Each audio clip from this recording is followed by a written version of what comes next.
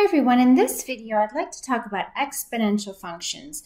So exponential functions have the following form.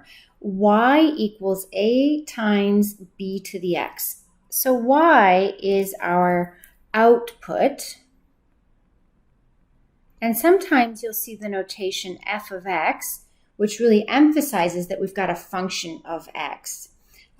So you can see y, you can see f of x or g of x, things like that, and they all kind of mean the same thing with a bit more detail. On the right side of the equal sign, though, the real nature of the exponential function comes in right here. So we've got b to the x power. So our variable x is up in the exponent. So the variable x is in the exponent, and that's what we mean by an exponential function. The variable's up there in the exponent. The parameter b, this is called our base. And a turns out to be our initial value or starting point for the function. So let's take a look at an example. Suppose I told you to graph y equals 3 to the x. So you might be tempted to make a chart of values and say, okay, when x is 0, y equals 3 to the 0, which is just 1. So you would start plotting here over 0 up 1 as the first point on the curve. And then when x is 1, we have 3. And when x is 2, we have 9 and 3 and 27. And so this curve is just really exploding. And if you were to take some negative values as well, you would see you have 1/3, 1/9, and so forth. So that on the negative x-axis, the curve is trending down towards the x-axis, never hits it.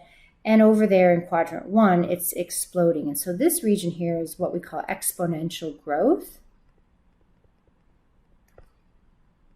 And this comes up in a lot of different applications. If you look at a big picture idea of the stock market, so not just like daily fluctuations in investment portfolios, but if you look over the last 60 years or so, in general, you see that the price or your investment, if you had invested for 60 years, kind of it grows up exponentially. Back in the time of the beginning stages of COVID, we were really concerned that this virus, like many other viruses, was in the exponential growth stage. So like day one person's got it, and then the next day 3 people, and then it spreads to 9, and then 27, and so forth. So exponential growth models can be really exciting when we're talking about your money or your retirement, and they can be really scary when we talk about viruses or contagious phenomenon.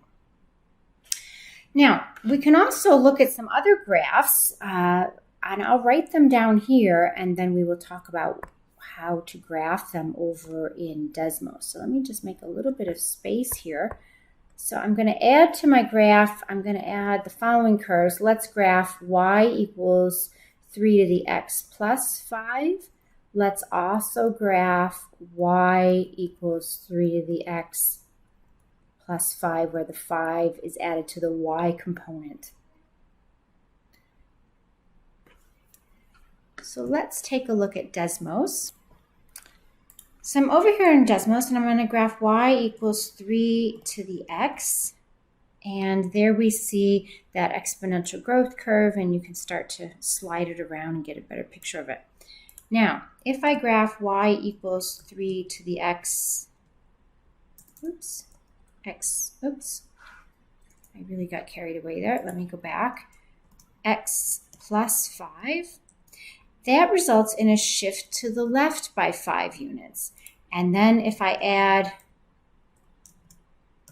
5 to the y coordinate, I end up shifting that curve up 5 units. So I was at the curve, or at the point over 0 up 1, and then if I shift up 5 units, that's going to now put me up at 6 instead of my starting value of 1.